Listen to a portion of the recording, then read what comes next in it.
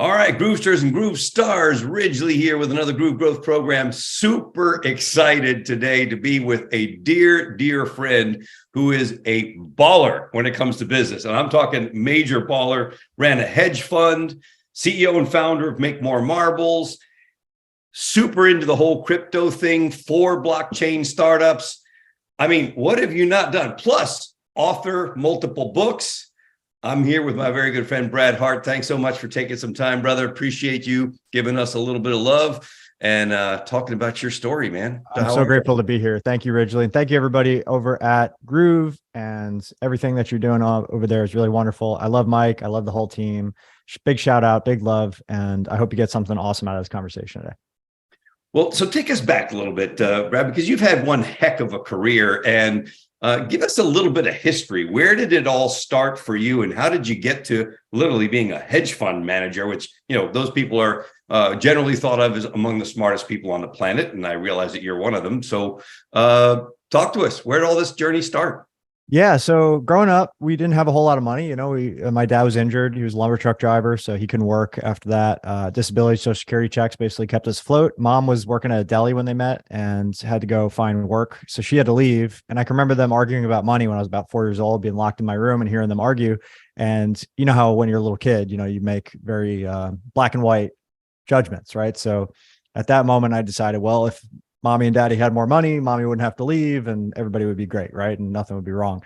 So that was kind of the hook that sank into me at 4 years old. And, you know, that led me to always be interested in, okay, how can I make more money? How can I bring money into the households? And, you know, my mom and dad did their best and, you know, we kept a roof over our heads, but we didn't really have a lot of extras. So anytime I wanted anything, I had to go earn it. And I got into mowing lawns when I was super young. I worked at a restaurant, worked on a shooting range for 3 years. Eventually as a bartender, it was always like, what's the most amount of money I can make right now for my age? And that was what I went towards. Right. And this whole entrepreneurship thing, I hadn't really met any entrepreneurs, right? I'd only met people that worked jobs and had that kind of mindset. So it wasn't until I was probably in my 20s that I really started to understand what entrepreneurship was. So I'm working at a bar and I'm in New York City in Times Square on 46th Street or 45th between 6th and Broadway. And I'm working at this big Irish pub and all these bankers would come in pretty much almost every day of the week and bring in their clients and drop like a bunch of money on their corporate card and leave 20% on the dotted line. I'm like, oh, this is really interesting. You know, there's so much money flowing through the city. And here I am, like, you know, I'm the guy that gets the tip at the end of the day. I want to be the guy writing the big checks. Right. So then 2008 happens and we all know how that went. So like all these guys that are coming in from Bear and Lehman just went under all of a sudden. And I heard from Warren Buffett one time that when everybody's running out of the room, you should be running into the room. So I decided, okay, I'm going to downsize and I'm going to go learn a new skill because bartending is not going to be a long-term play.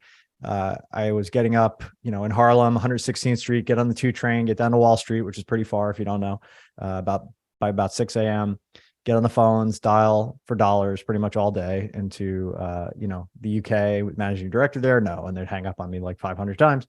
You know, we get a few leads and we pass them off to the senior broker, take a little 30-minute break for lunch, go get a new tie because I probably spilled coffee or whatever on my tie that I had this morning, and do that again for the US from 12 to 5. And then people would stay and call like Australia and other places at night. I decided I would hedge my bets and get a real estate license at night. So I went and I got my real estate license. And I ended up really thriving in real estate. I got recruited by Olinda Tuturo. She worked for Bond New York at the time, which was this upstart, you know, competing with Corcoran and Douglas Elliman and all these big firms. They had grown to 400 agents. These 2 guys, Bruno and Noah from Philadelphia, and they were like hard chargers like me. So we really got along. I had a great manager named Nelson.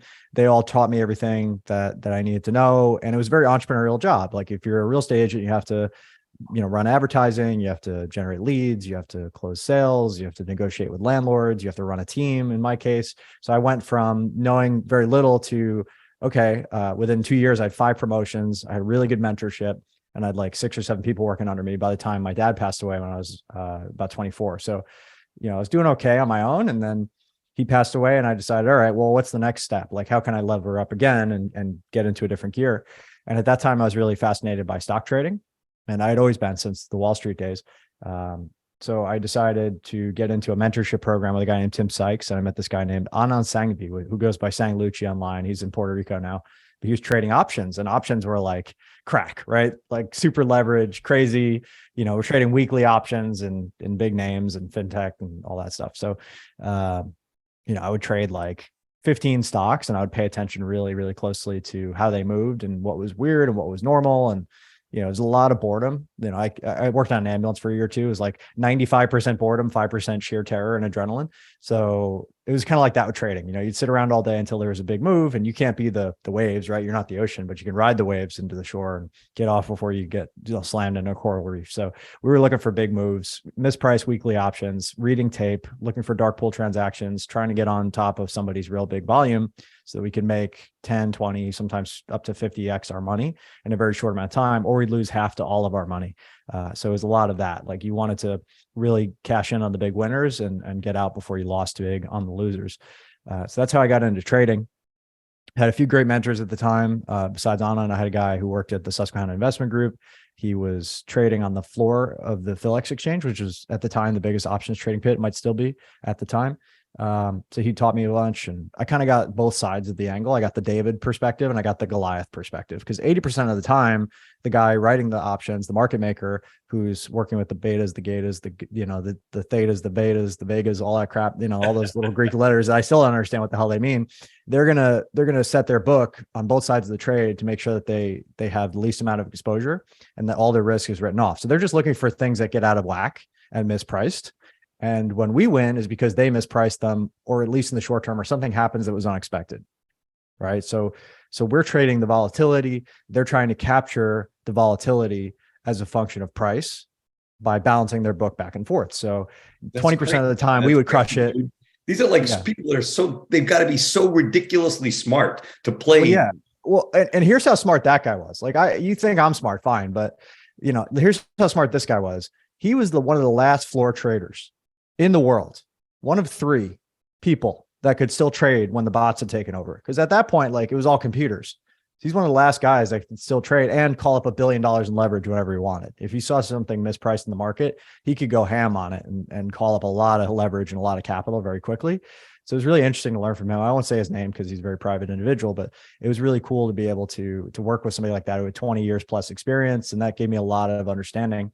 We took a road trip from San Francisco to New York one time. He flew out when I moved back and just drove with me. And we stopped across, like all the different monuments and saw all the cool stuff, and Devil's Tower in Wyoming and all this cool stuff, South Dakota, North Dakota, the Badlands, Yosemite. Nice.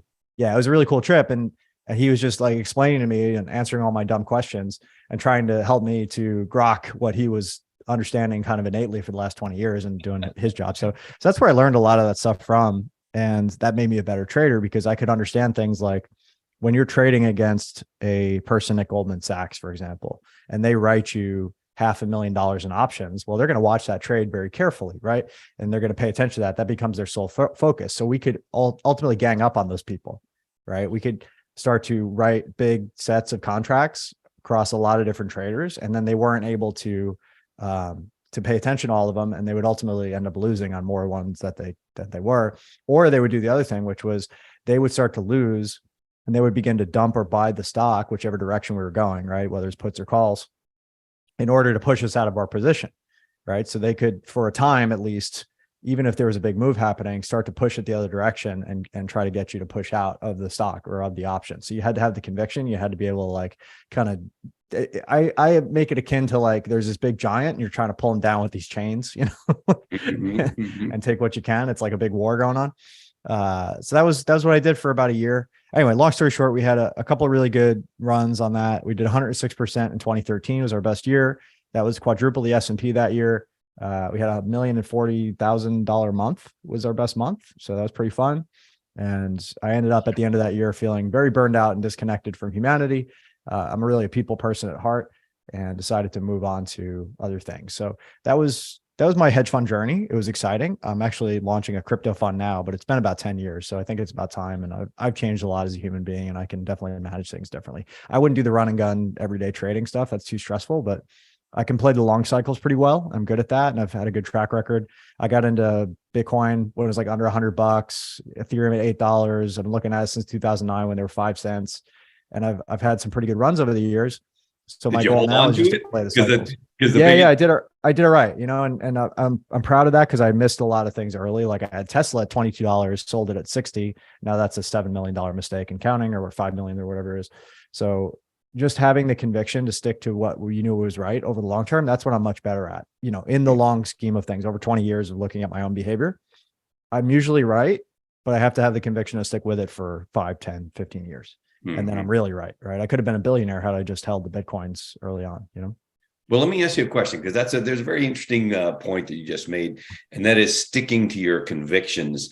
So from an entrepreneur's perspective, if you're coaching a group of entrepreneurs like we have in our community, talk to us a little bit about the power of sticking to your convictions, what that has meant to you, and what counsel you'd share. Yes, there's two pieces to it, right? It's the right idea, which is, again, I've had the right idea, but then it's the timing, because the right idea at the wrong time is still the wrong idea. Mm-hmm. So when something's becoming more mainstream and it's not quite there yet, like 3D printing is a great example. I wrote about 3D printing in Forbes in 2012. It's only now really starting to hit the mainstream in a big way, where it's like getting out of the deceptive phase and into the disruptive phase, as one of my mentors, Dr. Peter Diamandis, would say. So he's got 6 stages of technological development. I don't remember them all off the top of my head, but it's like it stays deceptive for sometimes up to a decade, and all of a sudden it's everywhere. Right when the tipping point happens, when it gets cheaper than what was before and more efficient than what was before, then all of a sudden explodes. So that's the kind of thing where like you need to be in that fight like 3 to 5 years before that point, and building to where you can capitalize on that experience. And that's how billionaires are made, right? You got to suck it up for 3 to 5 years before the actual blow up happens, and then have the conviction to see it through when everybody's telling you you're crazy, when everybody's telling you it's never going to take off. You got to be able to see the future and stick to it, but not 10 years or 15 years. You're going to run out of money long before that. So it's like that really narrow window. So that's what we're doing for blockchain. I think we're coming up on we're in our 4th cycle on blockchain. So 2009 to 13, 13 to 17, 17 to 21, we're in this 3rd major cycle that has completed. And now we're aiming for 2025, 2026 to be the next one. That's why we're building 4 startups. So we have a Block Dash startup that's like a dashboard for all your wallets. We have a marketing startup. We have a software and smart contracts development. And we also have a charity. It's going to be the first crypto charity that I'm aware of that posts all of their stuff on the blockchain. So it's completely transparent. So, these are things that are not ideas that make sense now. And most people are saying, oh my God, crypto's over. Every 5 minutes, like every time a new exchange fails or everything. And I just keep asking the question, has anything fundamentally changed about crypto? And if the answer is no, steady she goes. If my understanding of the blockchain and crypto space changes, then I might change my thesis. But just because SBF or one of these guys, or Celsius, Alex Moes, I don't know how to pronounce his last name, just because they failed at their ambition, or they got too leveraged, or they did the wrong thing, those are individuals within an ecosystem. You can't blame the ecosystem for individuals messing it up. So you have to have a longer term focus and zoom out and be like, okay, well, what is crypto doing? What is blockchain doing? Is it still disruptive? And where is it at in the cycle? Right. So the number of blockchain adoption users right now is the same now today in 2022 as the internet was in 1998. So what was happening in the internet in 1998? Well, it was still very much in the deceptive phase. It wasn't quite in the disruptive phase. We hadn't had the big blow off top where everybody got really, into it with the 2001 crash. We hadn't really gone mainstream. Most people still thought it was a fad. Most people didn't have email, let alone all the other applications. And most of the platforms that we know and rely on today, like, I don't know, Facebook, YouTube, Google, Zoom, like all these things that were built on top of it didn't exist back then, or they were very new. So even if they did exist, like if you're looking at blockchain platforms today and they exist, but you're not clear on which ones are which, you have to be able to suck it up and understand like, hey, I need to get access to platforms. I need to get on platforms. I need to play with platforms. I need to understand what's going on. So either I can create something better, or I can have exposure as an investor to the platforms that ultimately win, knowing that a lot of them are not going to work out and you're going to lose in a lot of them. But the ones that do win could be 100 to 1,000x return because you're in so early. Now, let me ask you a question. Could you draw an analogy or a parallel for the people of this community, who most of them are online marketers of something? They're online marketers of their own product or service, or they're looking to market other people's services. Could you draw a parallel? Because I've definitely seen the need to stick around for that 5-year period. Nowadays, it's not like it was 10 years ago when you could jump into online marketing, throw some money at a few ads and some half-ass product, and you could actually do pretty well. Nowadays, you really have to know what you're doing. Could you draw a parallel between what you're saying about the right time and the stick-to-itiveness in the crypto world, for example, and for online marketers? Yeah, and I want to draw two additional distinctions. So I'll write them down and answer your question first. So, hold on, let me just make a note here so I don't forget. So, Sure. Thank you. marketing on blockchain and competition. So, the right time is everything, right? If you can be on the upward slope, you don't have to be that smart to win, right? Everybody's a genius in a bull market. We're going into a recession. So true genius is now put to the test. And it's more of a conviction play at this point. It's willing to do more for more people than anybody else is willing to at this point, because everybody's squeezed right now with the market contracting. So with regard to timing, being in a bull market helps. Being in a new and growing industry helps. Being in an industry where there's still more demand than supply helps. But the easy money's gone in internet marketing. It just is. And you're dealing with a parallel that's very different with, Facebook, Google, YouTube selling most of your attention to you, and them having a perverse incentive to sell you inventory, which is attention that's not qualified, along with attention that's qualified. And they have to get that algorithm exactly right so that you can make enough money to survive and keep spending money on their platform, but they can still sell all their junk to you, right? So that's a problem. I believe blockchain is going to solve this too, in a way, right? Over maybe 20 or 30 years, because now I have to go and buy 10,000 leads to Facebook and have this big engine to build relationships and trust and weed out the people who don't have money and aren't ever going to buy, and get down to maybe the 100 to 500 if I'm really good that are actually going to buy something. And that costs what it costs. And it's very time intensive and there's a lot of competition. And this is an industry that trains competition.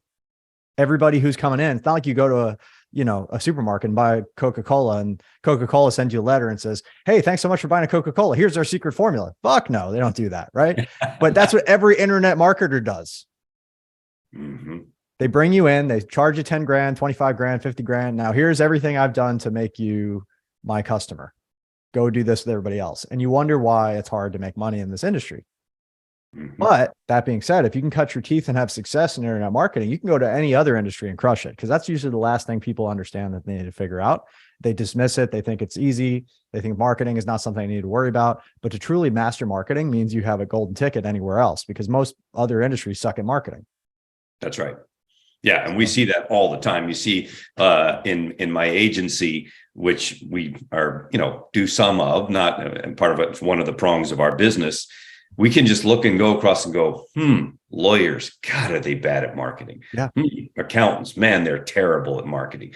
Dentists, oh, they actually spend money on marketing. Chiropractors, horrible at marketing. Brick and mortars, horrible at marketing. I mean, you see it everywhere. So you're absolutely right on that. But what would you say is the key then for the online marketers that are out there that are giving it a go and that are determined to make that 5-year commitment? What do you say is the key to them for them to succeed? You got to find where the line is, what the acceptable line is. And then there's two sides of that line. There's the line of average. What's the average thing most people are doing that most people accept and most people are doing, right? That's like the industry norm. And then there's people who are tighter than that, and there's people who are looser than that. So the people who are looser than that, if they can make a better deal, add more value, and give away things for cheaper, then they'll win, right? So a good example of right now is like everybody's got a landing page with a free whatever or a webinar or whatever, right? That's kind of like the standard of the industry norm, or a low ticket product to get people into their funnel. Even that's a little tighter than it used to be, right? What Alex Hormozi came in and did revolutionized everything, because he said, I don't want to sell you anything. Here's everything I know about creating offers. Here's a book. Here's all the stuff. And it's basically free or cheap. And it's just a ton of content. Like you go on the website, acquisition.com, and it's like mind blowing. You could spend 20 hours going down that rabbit hole. And it's great stuff. And all he wants is for people who are 3 million and above to reach out to him and do deals where he can grow those companies and take a piece. Right. So he's on the looser end of the spectrum and he gets more of the attention. So he was able to blow up very easily because he's a true apex predator in a crowded niche with an irresistible offer that's giving away more than anybody else. And the people who are like trying to figure out webinars and stuff that worked before, and it's very old and tired, and most people know about that stuff, they're going to struggle because the market shifted away from that. Most people are giving their best stuff away on TikTok right now and YouTube, and like the average free YouTube video is way better than most paid courses. So we have to up our game if we're going to compete with that. We have to go more towards what Alex Hormozi's doing instead of that. So that's that piece. To finish the thought on the blockchain stuff. So like, okay, you can go buy 10,000 leads on Facebook or Google or do that. Or on the blockchain, I can see who already has the money. Say a little bit more about that. Explain how that works. So the way the blockchain works is the public ledger. It's every single transaction forever. Are we going to watch video on this, or is it just going to be audio? Because I could show basically what I'm talking about. Yeah, we're on video. Okay, cool. So let me share my screen. I'll just show you guys what I mean. So if I go over to, let me grab this right now, Etherscan. This is one blockchain, by the way. This is the Ethereum blockchain. And I looked this up. All I have to do is start either type in an address, which is 32 characters, right? Letters and numbers that denote a specific blockchain address, or just start looking through some of the most recent transactions. And I'll very quickly be able to find somebody that has quite a bit of cash, right? Okay, here's a wallet right here. $20,000 in their wallet, plus an additional however much in additional tokens. So nobody can actually hide what money they have. Now, I don't know who owns this. I don't have an identity, but it was as we begin to map the identity over time with the help of AI, I'll eventually have a very unique perspective on who actually has money on the blockchain, begin to map their identity, match that against, additional records, public and private. And that's really the play, is I don't need to be guessing who has money anymore. I can simply get messages to the people who I know have money and are deploying it in blockchain. So then you're doing, in essence, design and sell products and services directly to them. Yeah, that's what I'm saying. So you're basically, what you're doing is you have a mechanism by which you can vet the prospects at a very high level and qualify them before you spend any time going after them, so to speak. That's right. They can't lie to me. They either have it or they don't. The blockchain doesn't lie. This is a record that's backed up by hundreds of millions of computers around the world. There's no way to fudge it. So, we've all had people come through our funnels as internet marketers who are like, yeah, I got plenty of money. And okay, time to buy. Well, I'm actually going through a bankruptcy right now, so I don't think I'll be buying your program. I'm sorry. Who the hell wants to waste time like that? Yeah, it's interesting because you kind of, so let's talk about this for a second, because what you're basically doing, Brad, is you're hedging your bet in a way, which is very interesting because that's where you came from, right? Yeah. From doing the hedge fund and trading on both sides and pushing the levers on either side. And here you're doing basically the same thing, because nowadays numbers are, hey, if you're closing 20 to 30% of the leads that you talk to, you're doing really, really well, right? Which means that's really only 1 out of 4, right? It's only 1 out of 4 that you're closing. Yeah. So that's an awful lot of time that you're spending talking to 3 people that aren't qualified. And that's, oh, by the way, if you've done a pretty good job of vetting your prospects in the first place. Right. And when you look at the list level, you're thinking like 1, maybe 2, 3, 4, 5%, if you're amazing, are going to buy. So you're wasting 99% of your effort. And it's costly, right? To get those 10,000 prospects, let's say $20 a pop. I mean, that's quite a bit of money. That's 200 grand for building a list. Versus on the blockchain, I can get a message to the top 1 million wallets by how much money they have. I can just kind of sort it out.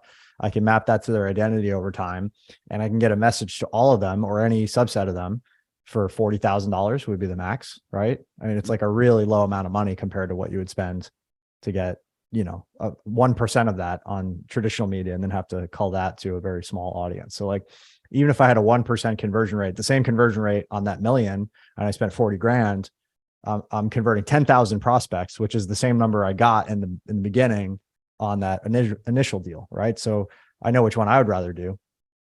Yeah. So what do you say then to the online marketers that are out there that they have a dream. They have a dream that they've got something to say or something to offer to the world. And a platform like Groove, for example, offers them an outlet or a way to do that. Yeah. How can they be successful in your mind? 80% of your job as a marketer or any product creator or anything is finding the right product market fit. We call it the right offer, right? If you can get the right offer, that's 80% of the job. It's 20 times easier to market and sell a great offer that is, people need, that there's more demand than supply, that is very customized for the specific audience, and has really been well thought through. And this is an iterative process. You don't just think it up one day. You have to work at it and continue to iterate and test your hypothesis and work with people and make it better and better based on their feedback. And that can take a while, but that's 80% of the job. And then once you have that, you have the offer that's crushing it. It's 20 times easier to market and sell it. It just is. And it's 20 times harder to market and sell something that's not that. So that would be the first job to, let's talk about that. Let's talk about that for a second, because that's a big one. And I certainly have experienced that myself, with our signature product, customer conversion formula. It was so many iterations before, okay, now we hit it out of the park. But it wasn't just iterations on the product. It was the product is the product is the product. It was iterations on the way we get the product to the market, the way the thing is presented, the offer being everything. That's where it really was, the work was, yes, the work was on the product, but where we really put in the majority of the time before finally succeeding with it was on figuring out the offer that actually made sense. And by the offer in this case, you mean the messaging, right? You mean exactly what to say to get people to buy it. Because you knew it was great. You worked on it. People loved it once they bought it. But that doesn't matter. You got the best product in the world. And if it's locked in a box underneath the ocean, nobody's ever going to see or hear about it. The best marketed product typically wins. So that's really the piece that I think most people need to focus on is, you got 2 ears and 1 mouth. So definitely listen twice as much as you talk as a marketer and understand what people are wanting. And then listen to what they're not saying as well. Those tend to be the between the lines things that you begin to learn over time when you're dealing with customers and clients that become the invisible scripts that you can then write into your copy. When you can write copy or messaging or make a video or a webinar, whatever it is, where you're entering the conversation they're having in their head and articulating it better than they even can, you have them. They're going to buy from you. So that's really the place you want to get to. That's the Jedi mind trick of marketing. And again, this is something that you can take to any industry and thrive. Yeah, for sure. How do you answer this statement that is said often by the founder of Groove, Mike Filsaime, which is people don't buy the product, they buy the offer? Yeah. What's your take on that? Yeah. So if we're using the same language, I would take offer to mean the way it's positioned and communicated. So here's my shiny shit. It's shiny. Go buy it. Doesn't work, right? It's got to be, what do you care about? Why do you care about it? Where are you at right now? Where are you trying to get to? What's holding you back from getting there? What have you tried before? What else have you looked at? Why is that not the right solution? Why did you go wrong in the future? Why it's not your fault? What's the cost of not taking action now? What does this mean for you? Not just you, your family, your business, your dog, your cat, your grandkids. There's all these pieces that human beings consciously and subconsciously kind of think through in a split second when they're listening to what you're saying, that have to be at the very least neutral and ideally positive. And if you have more than 1 or 2 negatives, you're going to miss, right? So it's being able to identify and communicate properly all of these different issues that are happening under the surface before you can really make the sale. And there's very long, drawn out one-on-one sales processes that allow you to really optimize for each one of these things in real time. But as you get to one to many, you have to be able to do this from one person speaking to a large crowd.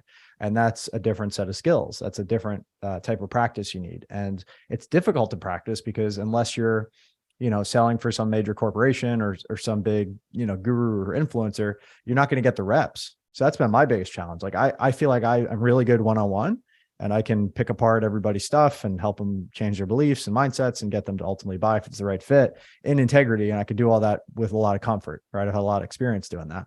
But when you put me on a stage in front of 300 people, it gets harder and harder because I have to now not over explain things, keep them still simple, but hit all those points in a way that is effective. And I would say you guys are probably better at that than I am. So I'd love to hear your opinion. Well, let's talk about that for a second, because I think that's spot on. What you basically just said is you have to refine the heck out of your presentation. Let's make the assumption you got a good product.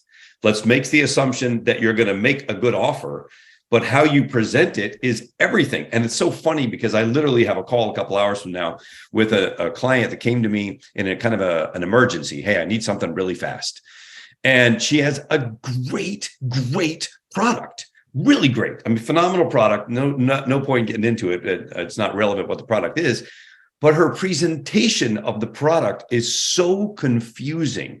Like, I'm looking at everything that she has, and she did so many things well. She's got a quiz funnel. She has a book funnel. She's got a webinar thing. She's got a thing. So many things well that all together, all they did was create a big tangled mess that confuses the heck out of everybody and makes it impossible for anyone to stay simply focused on the prize, right? On the thing that's going to solve their problem.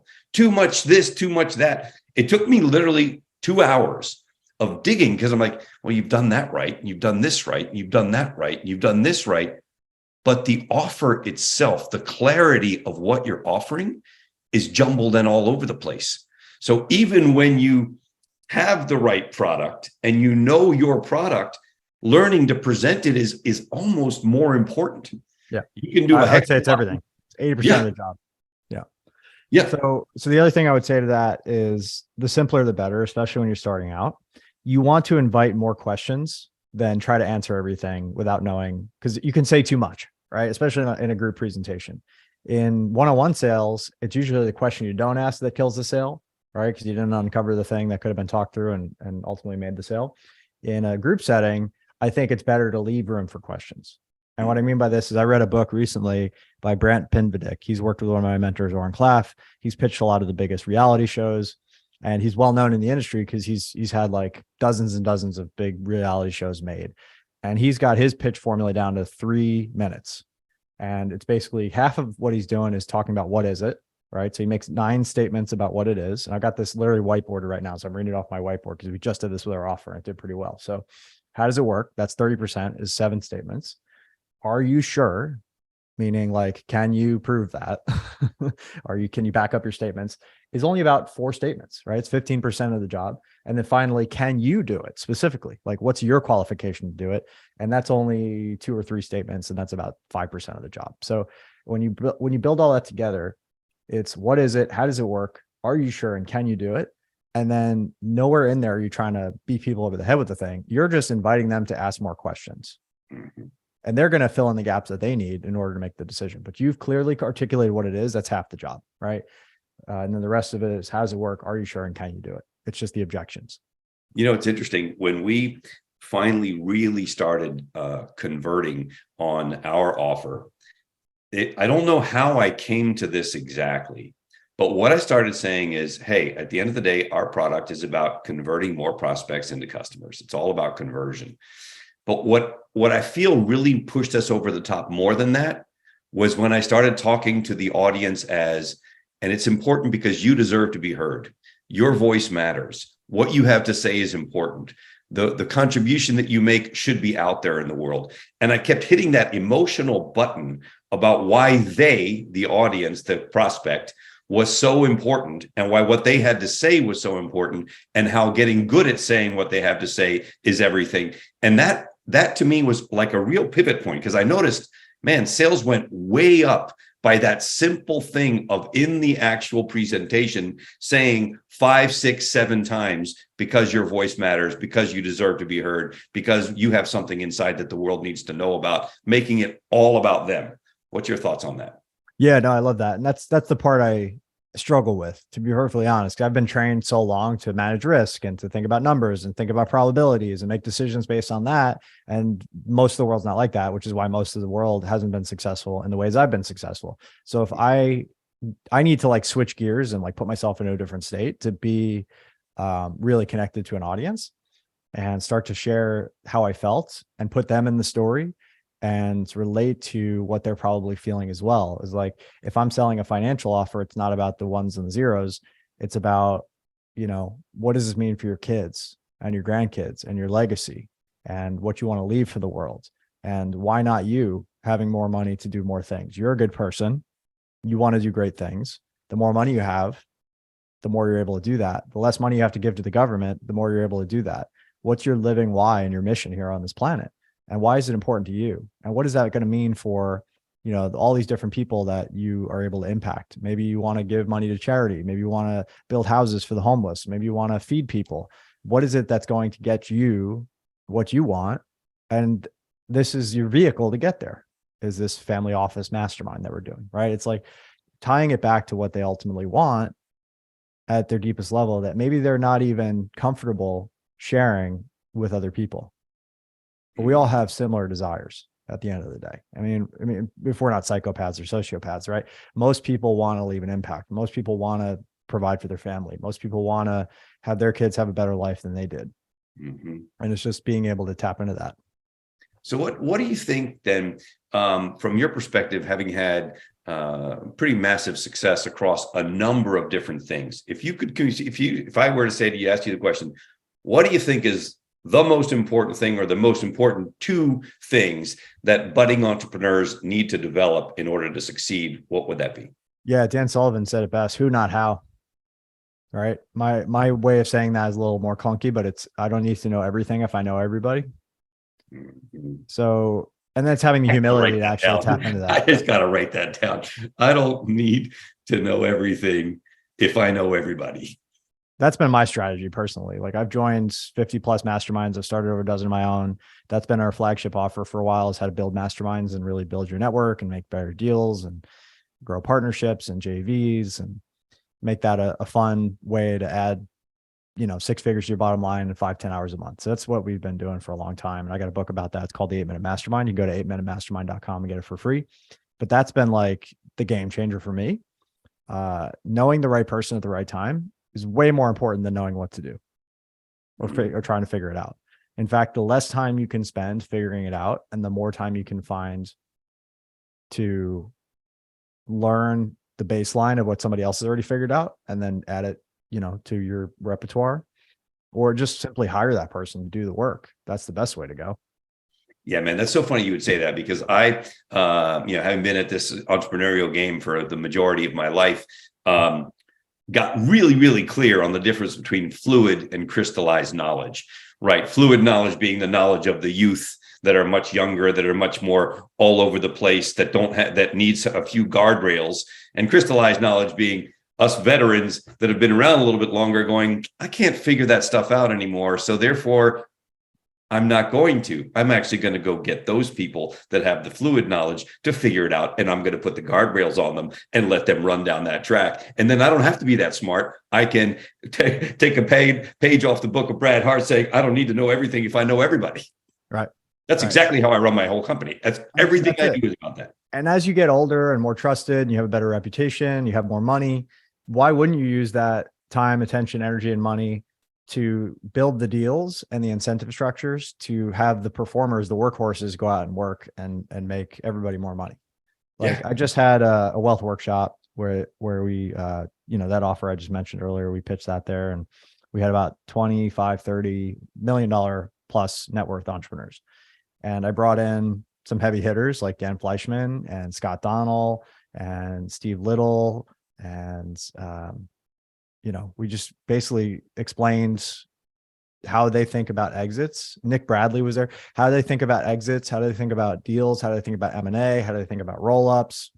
And I know, Roland Fraser and a lot of these guys, but like, they have a different lean on how value creation happens. They can see something good and take it to great and outstanding because they have systems and rubrics and metrics and people that can take a boring ho-hum kind of company and turn it into a powerhouse that ends up selling for a crazy multiple.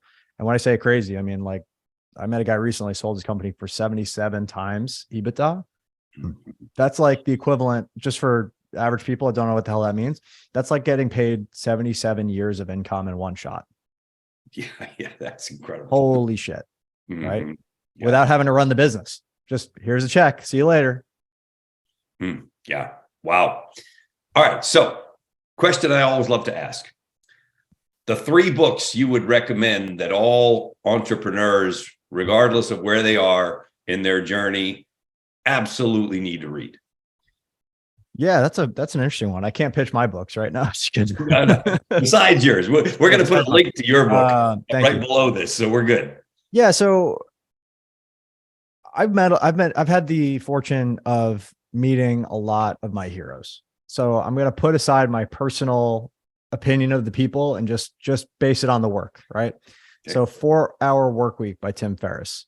What is the name of Roger James Hamilton's book? Let me look it up. Hold on one sec. But it's the one he talked about wealth dynamics and the wealth pyramid. Roger James Hamilton. Sorry, give me one second. No worries. This is important because we love to make these recommendations and really help people develop their minds through reading things that really, really smart people recommend. Here we go. So the Millionaire Master Plan is really solid by Roger James Hamilton. He's got that wealth dynamics. That way of thinking really changed the game for me at the time I read it. 4-Hour Workweek, I probably read 7 times. And then if I had to pick one more, what would it be? Should it be entrepreneurship related or investing? I think so. Related? That'd be helpful. Entrepreneurship related. Yeah. So in that case, I would probably recommend either Traction or Rocket Fuel or both, because it gives you the framework to start thinking about business. Most people, fortunately or unfortunately, are visionaries, and that puts them at a disadvantage. And I'll tell you why. It's because visionaries are a dime a dozen, visions are a dime a dozen, dreams are a dime a dozen, ideas are a dime a dozen. You need people that can execute. You need integrators and you need operators. And when you speak to a true integrator or operator and you put all your wishy-washy vision in front of them, they're going to pick it apart and they're not going to understand it. They're going to discount it. So you have to be able to speak both languages. You have to be able to speak the rah-rah visionary, which attracts a lot of visionaries, but you also have to be able to communicate effectively and lead the workhorses, the integrators, the people who don't have vision. And they'll be the first to tell you that they need a very clear set of parameters in which to operate, which are rule-based, efficient, optimized, and they can easily turn that crank, because you're not the one who's going to do it. As a visionary, you're probably going to run off to the next thing as soon as it gets boring. Yeah. Traction and EOS really help you do that. Groovesters and Groove Stars, final words to our people from the great Brad Hart. What would you want to say to all the members of the community that are out there doing their best, trying to learning from you? What would you want to say to them? Yeah. So what I've been noticing in my own journey is things that used to throw me for a loop 10 years ago, I'm knocking out 3 to 5 a day now. Like hard conversations, difficult clients, stuff that comes up, like it's just stuff that would have really messed me up 10 years ago. Not a big deal. So just know it gets better. I know it's hard. And if you knew how hard it was going to be and all the stuff you go through to get to the successful place that you want to be at, you wouldn't have ever started. So God is graceful and great and very merciful in the sense that it doesn't give you more than you can handle at the time you can handle it. So just face those challenges head on now so that you can grow into the person you need to become to have the things that you ultimately want to have. Because if you had the things that you wanted to have, you'd already be the person who you need to be to have them. So your job is to grow into that person. Yeah, fantastic wisdom from Brad Hart. Everybody go over to 8-Minute Mastermind. The link is right below here. Click on that, get the free book from Brad, learn some more, and see if we can't take it all to the next level. Brad, thank you so much, brother. Really appreciate you. Have a great holiday season, and I'll see you early next year at the latest. Arigato gozaimasu. All right. Ciao for now. Thanks, bro. Appreciate you.